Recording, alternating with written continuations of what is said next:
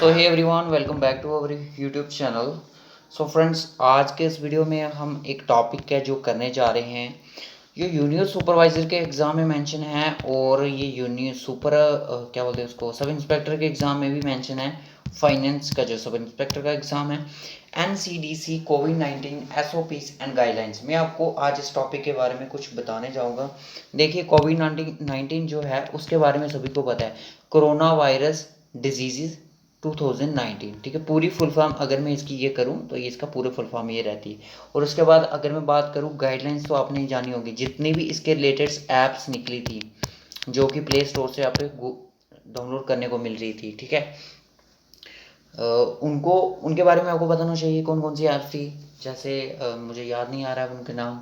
हम इस ऐसे टाइम पे तो किसी को कुछ याद नहीं आता है। ठीक है, तो उनको आप देख लेना अपने से। तो आज मैं यहाँ पे बात कर रहा हूँ NCDC का। इंपॉर्टेंट रोल क्या है NCDC का यहाँ पे रहता है, ये चीज़ एग्ज़ाम में कई बार पूछी भी जाएगी और जा भी सकती है। ठीक है, आज मैं आपको इसमें कुछ इंपॉर्टेंट जो चीज़ें बताऊँगा, आप एक पेज लो, नोटबुक लो, उस पर इन चीज़ों को नोट करना शुरू कर दो।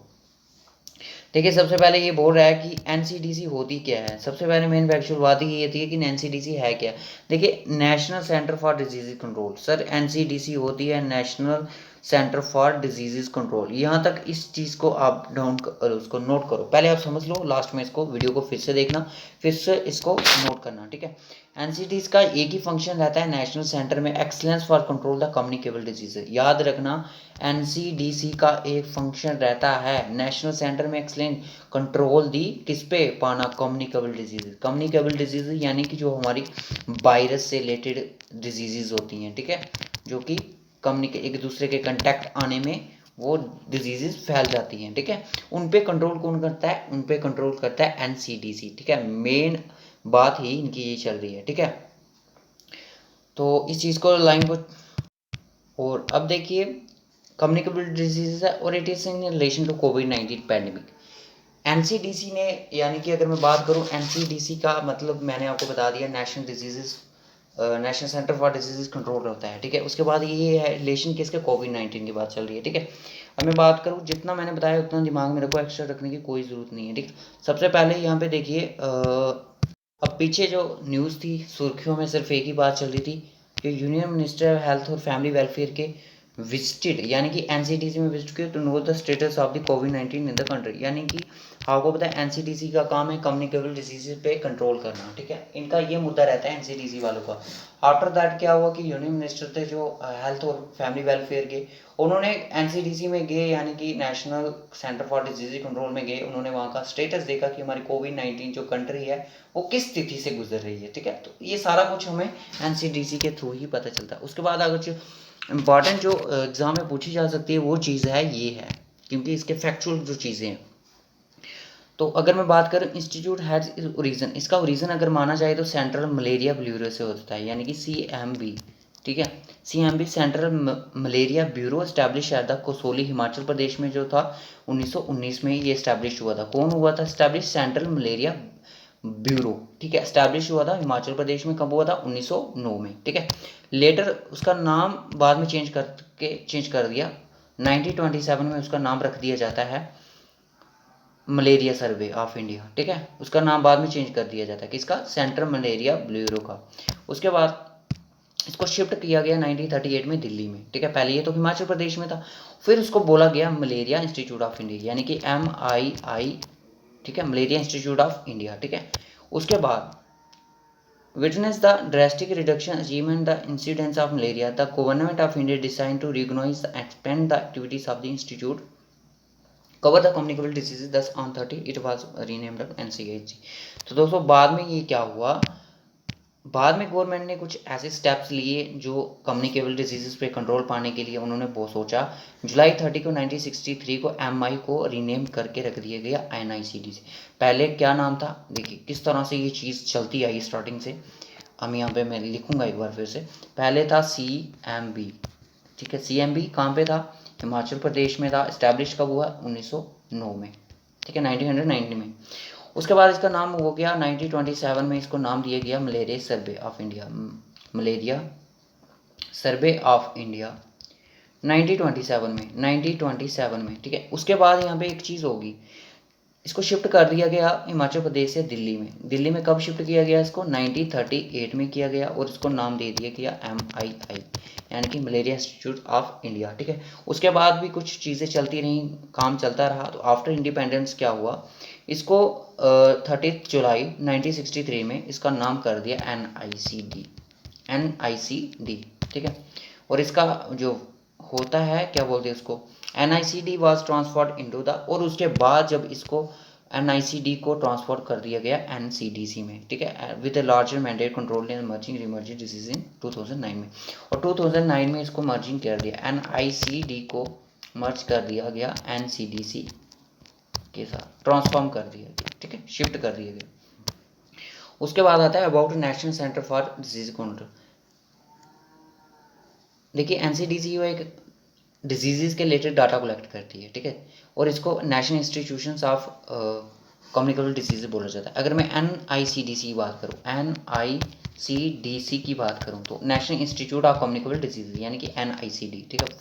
फुल फॉर्म याद रखना। आपसे ये पूछा जा सकता है कि किससे मतलब जो ट्रांसफॉर्म कर दिया गया, इसका अर्लियर नेम क्या था, इसका रीज़न कहाँ से हुआ था, तो इस तरह से आपको पूछा जा सकता है। पहले तो ये आपको मैंने जो भी पढ़ाया हिमाचल प्रदेश में 1919 में सेंट्रल मलेरिया ब्यूरो था, उसके फॉर्म में ये इस्टेब्लिश हुआ था वहाँ पे।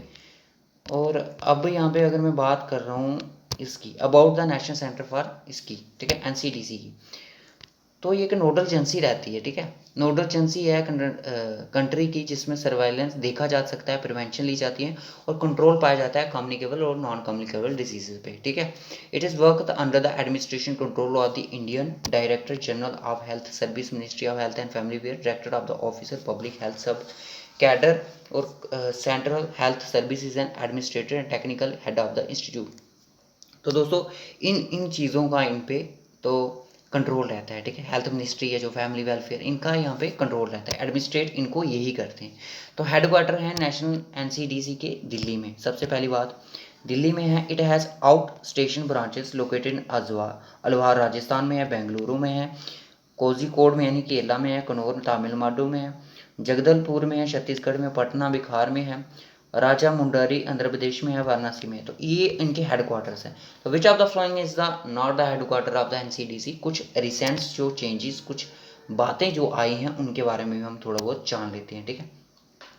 It is also as national level institute of training specialized man power for public health laboratory science and entomological service as involved in the various, ठीक है। It is also a national level institute, national level का institute रहता है और यहाँ पे health laboratory science entomological service involve है, सारा कुछ यहाँ पे इन्वॉल्व रहता है, ठीक है। लेबॉर्ट्री बनी हुई है, सारा कुछ है। तो अभी के कुछ क्वेश्चंस हैं, इनके बारे में कुछ जान लेते हैं, इनसे भी आपके कुछ पॉइंट्स है जो निकलेंगे। Which agency is responsible for the surveillance of COVID-19 diseases in India. तो दोस्तों इस तरह से क्वेश्चन आपको एग्जाम में आ सकता है। एक शॉर्ट फॉर्म में क्वेश्चन दिया गया, मतलब लेंथ फॉर्म में दिया गया, शॉर्ट फॉर्म में गया, तो आपको MCQ की फॉर्म में आना है, ठीक है।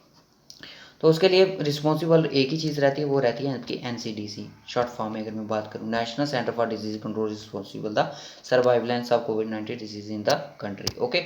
Which body administrator the working of NCDC। कौन सी बॉडीज इसके अंदर एडमिनिस्ट्रेटर रहती हैं? तो इसके अंदर director general of health service, ministry of health where, मैंने अभी बताया पीछे। Where is the national centre for disease control. तो हेडक्वार्टर अगर आपसे पूछा जाएगा NCDC का हेडक्वार्टर कहाँ पे है, वो आपका न्यू दिल्ली में है, ठीक है। Who are the minister responsible for national centre for disease control. तो ये कौन कौन से मिनिस्टर इसके लिए रिस्पॉन्सिबल रहते हैं, वो आप यहाँ पे देख सकते हो। डॉक्टर हर्षवर्धन है, इनके नाम नोट कर लो। डॉक्टर हर्षवर्धन है जो minister of health and family welfare हैं।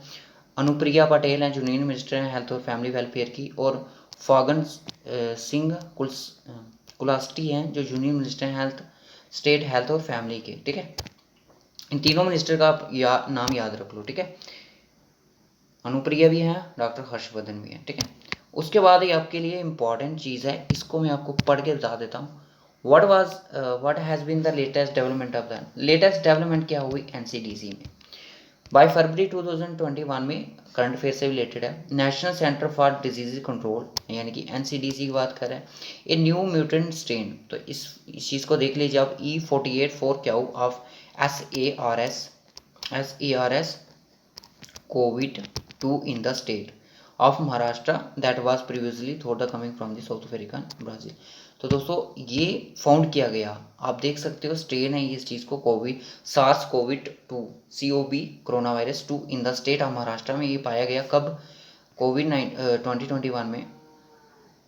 तो ये आया कहाँ से, साउथ अफ्रीका और ब्राज़ील से आया था, ठीक है। म्यूटेंट स्ट्रेन था ये, NCDC ने फाउंड किया,